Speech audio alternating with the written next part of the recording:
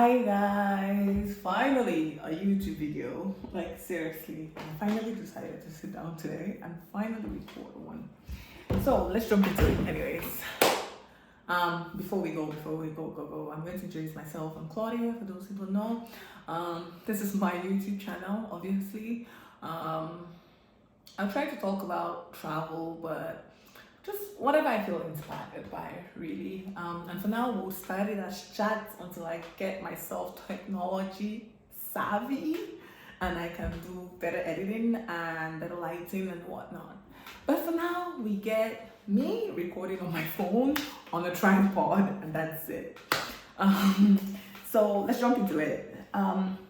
Today, we will talk about my trip to Tanzania and hiking on Kilimanjaro. I know I just dropped that in there, but anyways, every time I tell the story, everyone tells me, "Oh my God, Claudia, like you should make a YouTube video about it." So this is me. I don't know if anyone is gonna want to listen to this, but yeah. So last year I hiked up Mount Kilimanjaro, or I tried to hike up Mount Kilimanjaro. I did not make it. I did not reach the summit, but it was such a good experience. Such an exciting one.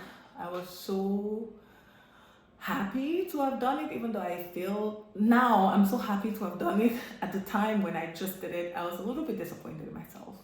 You know how it is. But no worries. Anyway, so I just wanted to do a YouTube video so I can talk about it, talk about how the booking process went, who I booked with, how to prepare yourself, things to pack. Just from my experience. Now, if you look out there, you're going to see a lot of videos talking about people's hike up to the summit. But again, this is my experience. So let's start by how did this come about? So I was creating my dating profile on Hinge, right? And one of the prompts were, what is a goal you would like to achieve this year? Sis said, I thought about it and I was like, I want to try hiking up a mountain. You know what? I thought to myself, I'm like, let's start easy because, all these other mountains are so high. And I don't know why I thought easy was Mount Kilimanjaro, which, we'll get into it. It can be, some people will call it an easy hike. But for someone who has never hiked the mountain before or done any kind of altitude climbing, that was quite a jump. So, anyways, went ahead, put that down on my prompt, and then a year was about to approach since I wrote that, and I realized I hadn't done this.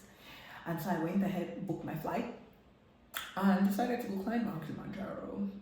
Now, when I was looking, again, I'm a solo traveler. I love traveling myself. I love planning my trips. Well, not love, but I do enjoy planning my trips and doing research. And I realized I cannot climb Mount Kilimanjaro without actually going with a licensed tour guide or one of the companies that they have. It's a whole different story, and maybe one day I'll bring someone on here to talk about that. But yes, so I went on this Girls Love Travel page on Facebook. I don't know how many of you guys are on there, but I am. And I was searching, someone asked recommendations for climbing Mount Kilimanjaro, and while I was scrolling through the comments, I saw some girl talk about a local company she used. Was a small company, and they were the cheapest that she found. I heard cheapest and I heard local company, and that's exactly what I went with. Because when I travel, especially as a solo traveler, I know travel is going to be costly. But I do like it when my money is going back into the local economy I'm traveling to. I really hate or do not appreciate foreign companies taking my money when I'm traveling to another country. So in recent times, as I travel these days, I tend to be more conscious of that. So anyway, so I reached out. As you can tell, guys, I'm really comfortable. So I reached out, and they reached out to me, and we planned the trip. I think altogether, the cost for my hike, including because I was supposed to hike Mount Kilimanjaro and then go to Zanzibar and go to Dar es Salaam. Basically, my trip was just in Tanzania. So Arusha, Zanzibar, and Dar es Salaam. And I said the most important thing was I wanted to experience the ferry from Zanzibar to Dar es Salaam. And really, I just wanted to rest. So I told them hotel. It was just hotel, transportation, and yeah, that was it. Food, again, it was just depending on the hotel that they found for me. Yeah, so that's how we planned this. I think my total ended up without the tips for the porters was about 3,000, 3,000 and some change, about 3,700 if I'm correct. Again, this was sometime last year, and so the exact amount escapes me, but I remember that it's in that range. It was in that range, and this was excluding flights. Again, how many days was it again? 15? Something like that. Um, so again, they're planning for everything because I didn't want to have to pay just for one part of the trip and I have to figure out the rest. I was tired, exhausted, work was busy, and at the time I was also planning on moving immediately after vacation. And so I told him to plan the whole trip, send me the bill, and then that was it. So pretty affordable. I was glad I went with them.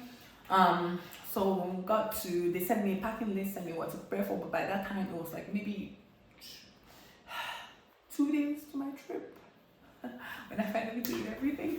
So I was about to leave, and so I couldn't go shopping or anything. But I just remember thinking it cannot be that bad. So my first stop was Cameroon, which is my home where I grew up in and where my family's from.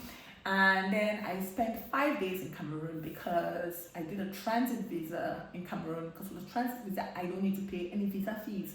So I'm American. I am an American citizen, and because of that, I do have to request a visa when I'm going to Cameroon. But if I'm doing a transit visa it has to be less than 5 days. If I'm transiting to another country, then I don't need to pay a visa, and that's exactly what I did. So I stopped in Cameroon for 5 days before going and continuing my journey to Tanzania. And that was a blast, surprised a lot of people. It was so much fun. And then went to Tanzania, and I got a welcome vehicle with roses. Oh my god, guys, this was my first planned trip ever, and I really, really appreciated Bobby Tours. Is the name of the company I used, Bobby Tours, and they're on Instagram. You guys can follow them. But I love them. I really enjoyed the service that was provided. Ali was the one who was in contact with me, helped me out. Just was able to answer a lot of questions. They would reach out to me, ask me if I had any problems. And then when I came, I saw him at the beginning of my trip. He stopped by. He gave me some gifts too. So Eric was the driver because he had a team. Eric was the driver who picked me up from the airport. I was like, they had the little board and everything. I felt so special, like seriously. And then came to the airport. He also came with some flowers and he had a drink, one of the Tanzanian local drinks. And oh my god, so something refreshing. And then I think from the airport to my hotel was about a 2-hour drive, which I wasn't ready for. I was so tired, so I ended up sleeping a bit in the car. But it was such a nice experience. Picked me up, dropped me at the hotel, and then Ali saw me. He brought me gifts. He brought me like this Tanzanian local tea. Like packaging was everything. And I don't know if I have pictures of that. But I'll post it if I do. And so beautiful. Came the first day, I rested, just like took everything in. I decided to go out. Everyone was like, oh, come out, like if you want to go outside, I can go show you, like take you to local places. And if you know me and my travel stories, one thing I love is a good local place to eat and drink. So I was like, say no more. So we went over, we took me like to this like place where locals hang out at night, and Tanzania was very interesting. So in Cameroon, like street food is very like, oh, you come, you order your food, you go sit down, you eat, everybody's like chatting, whatever. It was kind of the same thing here, but if I remember correctly, they had like this women selling pots of like, in Cameroon, you have like beans, mamia tumbo. You come to the side of the road, you order your beans, pap, whatever, and then you go and then they serve it and they bring it to you. Yeah, it's like you already have set prices, but it's kind of like a big pot, and you see the pot, and then it's like different things in this pots that they sell, and so you come and tell them that you want this one, and then they come and serve. You go sit down, they come and bring everything to your table, and they bring you like water. One of the things in Tanzania was like they'll bring me water and soap to wash my hands every time I go somewhere to eat, like to your table, or they come and drop it on your table. I remember the first time before it, I was so confused because I was like, what's this for? And they're like, oh yeah, it's wash your hands. I'm like, wait, what? But yeah, so anyways, yeah, so we sat down, ate. It was a good experience. I enjoyed it. I know I keep saying that a lot, but I really enjoyed myself. Me and Eric was just telling me like how Tanzanians like enjoy life. There was this local song playing, and it was just a good time, chill time. I didn't want to drink because first I don't really drink alcohol like that, but I knew the next day was when my hike was supposed to happen. So starting the next day, we realized. Oh, also that evening, my guide came and we just went through like inventory of like things I needed to make sure that I had all the things I needed for the hike. And we realized I was missing a lot, so we went to like they have like a rentals place, and we went and I rented a bunch of stuff from them. I paid about 80,000 Tanzanian shillings, which is quite costly.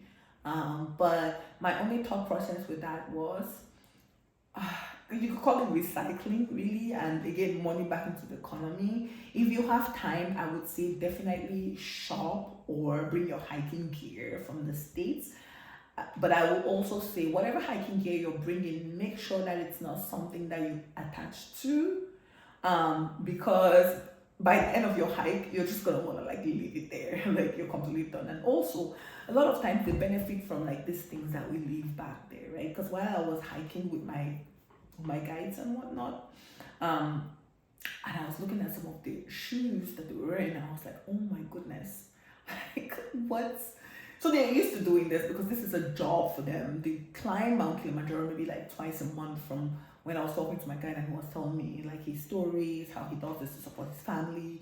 And I was just really confused because I am doing it the first time and I feel like I'm about to die. And I have like all the most wonderful equipment on my body, like I have these hiking shoes that I got, I have this hiking gear and whatnot. But they're over here with like used hiking shoes that have been like used over and over again and everything. And they're just like, we're living life, we're enjoying, and they're even faster than I am, right? So if you're bringing stuff, I would say just bring stuff you're not attached to, and it's recommended that you just leave it with them. It's kind of another way of giving back to the community, right? So so we went, I rented some stuff, we packed everything, and they asked me, the cook who was going to be in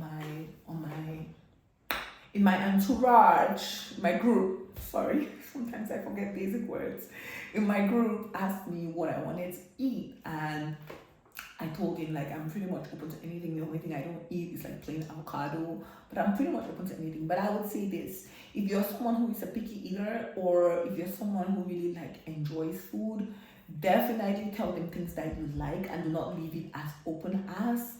Because even though I eat everything, like he gave me like a balanced diet, but then I remembered like there's some things my stomach just doesn't tolerate. Not like I don't like it, my body doesn't tolerate it anymore. It's like oily food. So if food has been fried and if it's oily or whatever, like I just want to throw up, right? So I have to eat very slowly.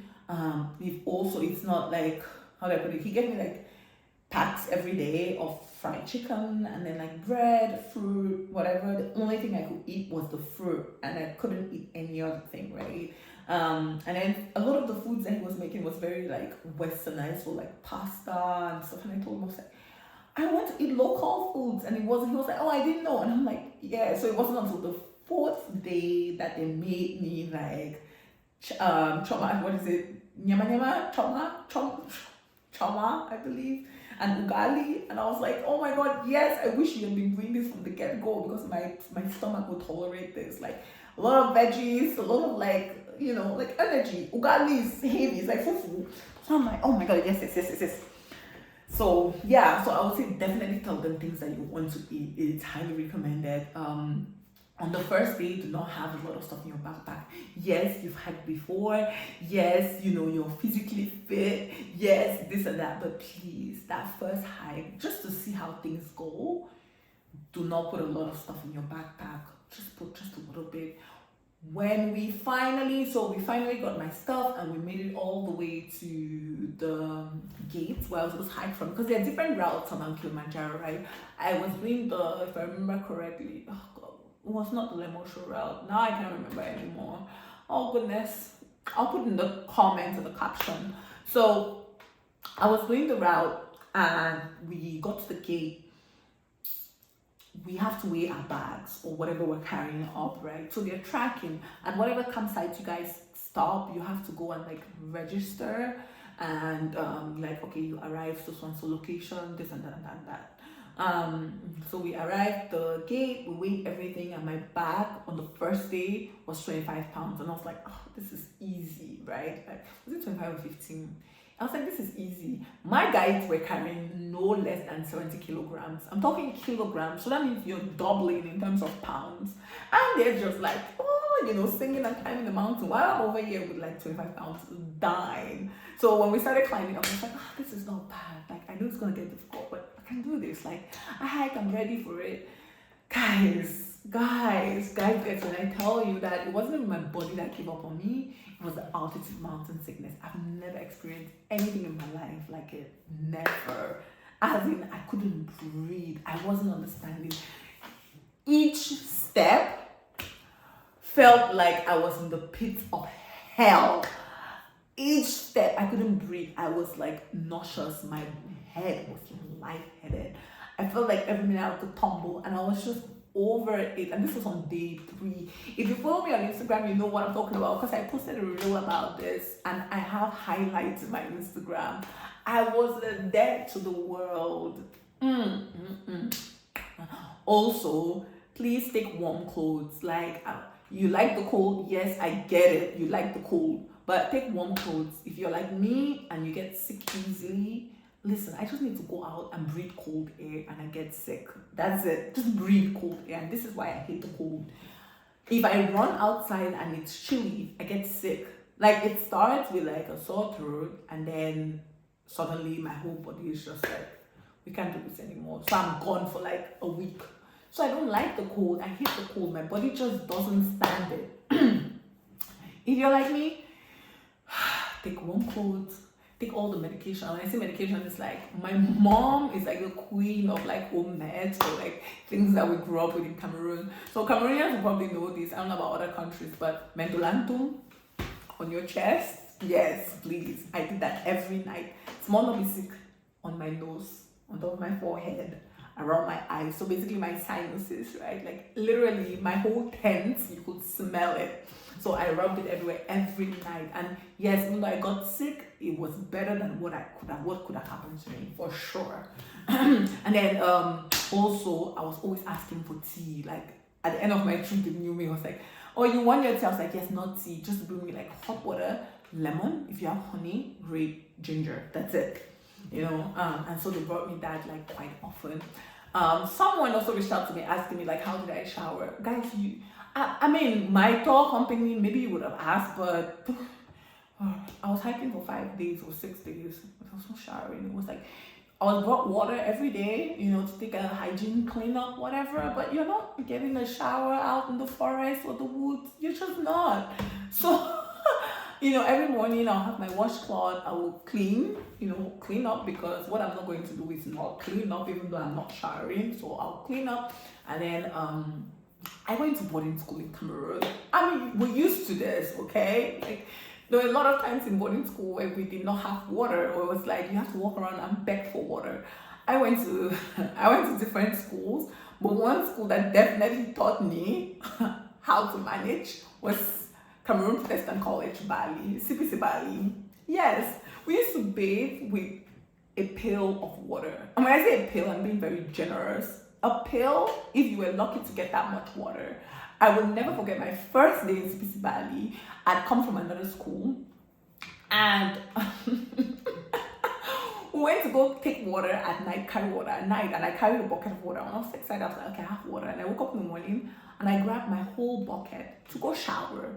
The way my friends laughed at me, the way these girls laughed at me, they were like, hey. Again, if you don't understand, like, I don't know, you're just not gonna get it. So one of my friends was like, see that one? Like, they started laughing, so they called their friends, like, see that one? You know, can you wash one bucket water? I never seen nothing.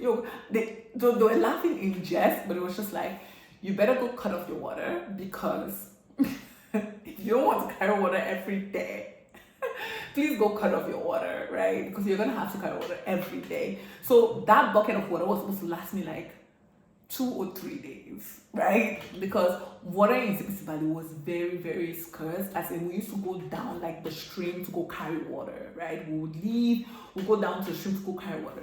Sometimes there was water at the taps, but it was very scarce, and like someone had to tell you, and they'll only run for a certain, like during certain hours, right? So I said that first night we're lucky enough to get water because I think it ran from 1 to like 3 in the morning. So someone said an alarm came and woke people up, and then went and carried water.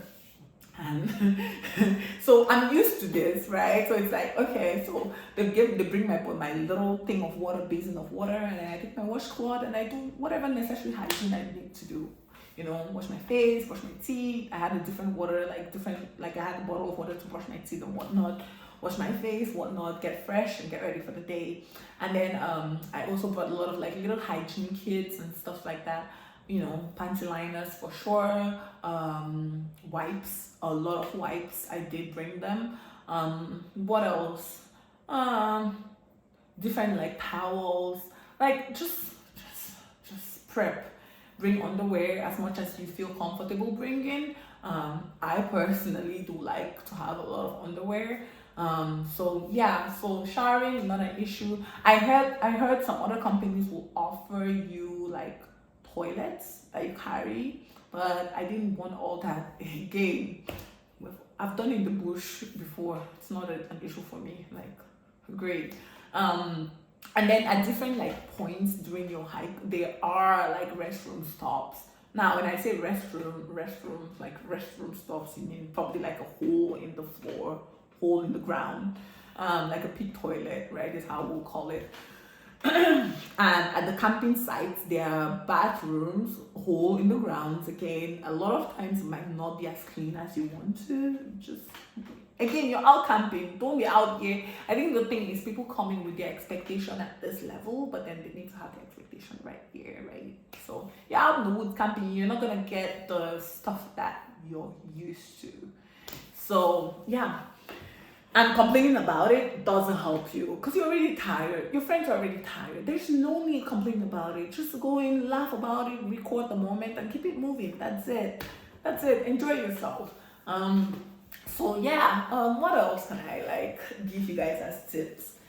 I would say if you definitely want to make it to the summit, I don't know, it's not a difficult hike, but again, don't be like me. Do not go and try to hike Mount Kilimanjaro when you've never hiked the mountain in your life with any kind of altitude. So if you want to make it to the summit, definitely bring altitude mountain sickness medication. If you're like me and you want to do it, if you want to train up for it, I would say definitely train up using like a reduced oxygen mask, or train your body to function with less amount of oxygen, because that was what caught me. We went until we got to Barranco Wall, and I thought I could make it because at the time I didn't process what was happening. I just thought it was, I'm getting sick, and so my body's just not like processing. But so I went up and I was like, oh, maybe I'll feel better, I'll be okay. Until my guide showed me Barranco Wall, and he's like, I'm concerned about you because our next hike is the most difficult, and if you're struggling on this hike, I don't think you'll be able to make the next, like, tomorrow's hike. And I'm like, please, what are you talking about? I should be good. I saw Barranco Wall for the first time, and I was like, I give in. I'm good. I'm good, because that was just Barranco Wall, and then we'll have to like rest and then keep it going again. There was still another hill to hike, so I was like, I'm okay, because that day a hike that was supposed to take me 5 to 7 hours ended up taking me close to 10 hours, 10 to 11 hours. And so I was done and I was tired and I wanted to just head back down. So we started going down. I started feeling better, but I was still like touch and go. But yeah. So anyways, I did not make it to the summit, if you haven't figured out by now. It was quite a wonderful experience. What else? Oh my goodness. You guys just have to watch my highlights. I don't know how else to explain it. And then when we're coming down, I stopped to like pee in the bushes. And guys, tell me why some monkey slapped my ass on its way while I was swinging. I did not see it coming. You know when you're focused on, your pee, right? And so you're shaking those last drops to come out. I don't know if this monkey saw my ass and thought I was twerking. Guys, all I heard was pop. I was so in shock. I was so in shock, guys, so in shock. So there's no way I could record it. Like, I was just like, what just happened? Anyways, as I said, fun times, man, fun time. And why I screamed. Why I screamed. Anyways, fun times. But yeah, so Barbados was beautiful. My guides were so helpful. I spoke to Khalid. Like, it was just a beautiful like hike. I wish if you go with friends, it's so much more fun. I think because you guys can push each other, support each other, be there and just crack up. You know, I feel like if I had friends with me, you know, maybe it would have been a little bit better. Maybe I would have made it to the top. I don't know, but it's definitely much better with friends. But if you just want to do your stuff and keep it moving, or if you don't have friends who are going to come do stuff like this with you, then just go. It is what it is. It's fine, you know. Yeah, that's exactly what I did. So it was a very good experience. I came back, and then Bobby Tours like coordinated my next stop, and when I came back I rested. You know, they were all like, oh, we're sorry, and I was like, no, you don't need to be sorry, I had a good time. You know, came back, rested, everything. And then when I was about to pass out, so I asked Late, who was my main guide, and I was like, oh, you know, if I pass out, what's gonna happen? Like, you know, and he's like, yeah, they'll get a medevac, so medical evacuation through the helicopter, but it cost about 10,000. Was it 5,000, 10,000, 8,000, something like that? And I was like, what? We are going to walk down. It was like altitude mountain sickness just like went down. I said, God, get me to like, we'll make it all the way down. I don't care if it takes me 5 days, we'll go down. And that's exactly what I did, because I was like, there's no way I'm paying medevac $10,000, 10 grand to like helicopter me down. No way. So that's what we did. So on the first day when we're going up, we saw like some couples, you know, coming back down. So on the first day they couldn't make it, you know, like it was too high for them already. So they had to bring them down, and so they just came back on the same route and they brought them back down. So yeah, and then another thing with tips. So it's highly recommended that you tip the people in your tour group, basically your guides and your porters and everything like that, and your cook. Highly recommended. It's not tipping like in America. There's a system to the tipping, right? So if you Google this, you're gonna find out. But the main guide is tipped a certain amount. The other guides are like the porters are tipped a different amount, and the cook is tipped a different amount. You can just tip all of them the same. It's up to you, really. Some people give the main guide the money to share. I will say this as someone who has grown up abroad. I would say it's good to divide whatever money and give it to the person by hand, because even if people trust people, you just never know. And if you would like to make sure that the money is going directly to the person, just divide the money yourself and give whoever. You don't need to tell them the amount. You can like put them in little envelopes and then give it to them. But please tip, please. Like, I'm not for, you know, tipping when you've not done anything, but these people literally do everything for you, and that's why people call this an easy hike, because you don't carry anything. They carry everything for you. Your food, wherever you're making the food, all your tents, everything. You're not carrying anything. All you're doing is lifting your body and your two legs, probably carrying your water, maybe your wallet, and you're climbing up this mountain. That is it. They carry everything else for you, and they do it for however long you guys are hiking up and down the hill. So please tip these people, please. Like, anyways, you see what I mean, because by the time you've done 1 day, 2 days, 3 days, 4 days, 5 days, you're gonna be so grateful to these people. If you could give your whole paycheck to them, you will. You literally will. So yes, so there's a system to tip in. Again, it's like per day, right? There's an amount per day that you tip. So it's like, what this is like, I think some people say $7 for the main hiker a day, per day. So if your hike is 8 days long, right? So it will be $56 for the main guide. And then maybe for the assistant guides and the porters, you'll be giving them like $5 for everybody else, maybe $5 per day is recommended. So for your main guides, if your tour is 8 days long, for your main guides your main guide will be paying $56. For the other people, you'll be giving them like $40 in total, right? So whatever that amount is, just calculate that, include that in your budget when you're traveling. Figure out, like, go to blogs. So many people have written about this. Go to blogs, go to groups, ask what people gave, get a range, an estimate, figure that out, and then hold it in cash, right? Or send the money to yourself, but just have the money ready, and then you just pay them cash. Again, it's not a credit card transaction, it's tips. Just pay them cash. So, anyways, did Mount Kilimanjaro, came down, had a blast. I didn't make it to the top, but I was very proud of myself. I'm glad that I did.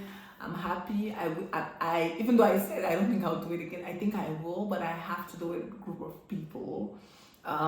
It's just difficult doing it by yourself. I can admit that. But yeah, definitely a wonderful experience. I recommend to anybody who wants to go or who loves hiking, who likes physical activity. Highly recommend it. So yes. And then we came back down and went to Zanzibar. Listen, the first day when I got back down, I slept. I was so tired and I passed out. My body hurt. Like everything in this world. My body hurt so bad, but I slept straight for about 15 hours. Woke up and my guide was like, oh, let's go to Cultural Heritage Center in Arusha. And I spent the rest of the day there. And then I got back and I was so tired and I slept again. And then the next day I had to leave, and that was my trip in Arusha. Really, I didn't have time to do much. After, my next stop was Zanzibar, and what I told my tour company was, I just want to rest. That's it. I just want to rest. I want to look at the beach. So they got me this beautiful boutique hotel in Zanzibar. Oh my goodness. This hotel probably had like 13 rooms. That was it. Like, wonderful experience right on top of the beach. Oh my goodness. Again, all this information is in my Instagram. Like, I've posted this already. Until I become tech savvy, we'll start gradually like putting pictures here and stuff like that. But I'll try to make sure I list all the names of the places in the caption below, right? So check out my caption or the comments. But yeah, so rested, like slept. The hotel also provided activities you could do, and you could either go with them or figure out your own activities. There's so much to do in Zanzibar, but I was not in the mood for anything. I went to the Turtle Island, the island where they keep the turtles. Nice place, definitely visit if you're an animal fanatic. I enjoyed just seeing like all this, like how many year old like turtles just like chilling. They were huge. I've never seen turtles that huge before. Huge. And we went to like, what island did I go? We went to Prison Island, went to Stone Town, but I didn't really do much. I had a tour in Stone Town, but again, because I was so tired, I wasn't really present in the tour, I wish I'd gone like ATV riding, because I have a friend who just went to Tanzania and she did like ATV riding, they rented a yacht and all that, and I was like, fancy, like I wish I'd done that, but I was so exhausted. And then my next stop was Dar es Salaam, which is kind of where like my trip ended for Tanzania, and I enjoyed it, but at that time I think I was so tired of Tanzania. I was like tired of Tanzania in general. Normally when I travel, I tend to do no more than 5 days in the country a lot of times, and so Tanzania really took a lot out of me, because 5 days alone was just like Kilimanjaro, and then I did like 3-4 days in these other places. So it was about 17 days. But yeah, so Dar es Salaam was nice. Again, a lot of people like, you should have experienced the nightlife, but I really wasn't in the mood for nightlife. But yeah, also I realized that there's a lot of like West Asian influence in Tanzania, especially Indians. So very interesting, and I was trying to talk to people about that, especially local African Tanzanians, and it was just very interesting. There's a lot of history there. There's also a lot of history between mainland Tanzania and Zanzibar, because for those who don't know, Zanzibar is still part of Tanzania, right?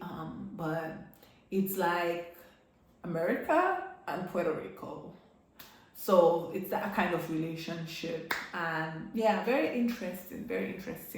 I'm not gonna get into politics. I think for me, those are like my personal stories. I'm hoping that I can get a podcast to like share these things on. But again, everyone I always talk to, they're always so far away. So if I'm doing podcasts, it has to be like in the country at the time, getting someone to come talk to me. It's just a lot of work. But yeah, very interesting information. But please check it out.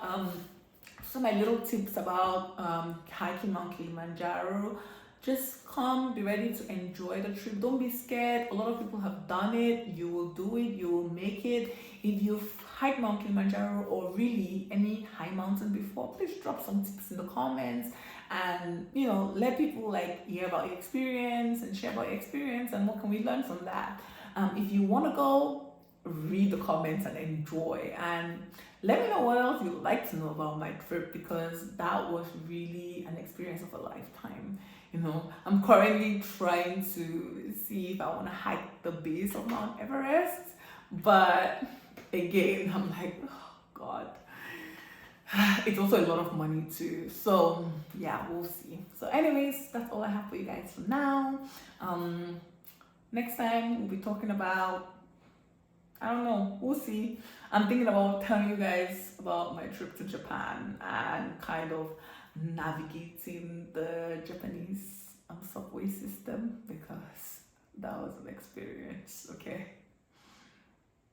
That was an experience. So anyways, that's all I have for you guys for now. Thank you guys for watching, and I hope you like, subscribe, follow the channel for more like story time like this. And again, leave comments for like any questions you guys might have, looking for inspiration so I can keep posting these videos and stuff. If you guys don't engage, how will I know? Like, people tell me, oh Claudia, I love your videos and I love this, and I'm like, drop a comment, or so I know that you actually like it, or drop a like or something. So I would appreciate it. But if not, that's fine also. So anyway, share, do whatever you want with the video. But catch you next time, and Claudia is signing out.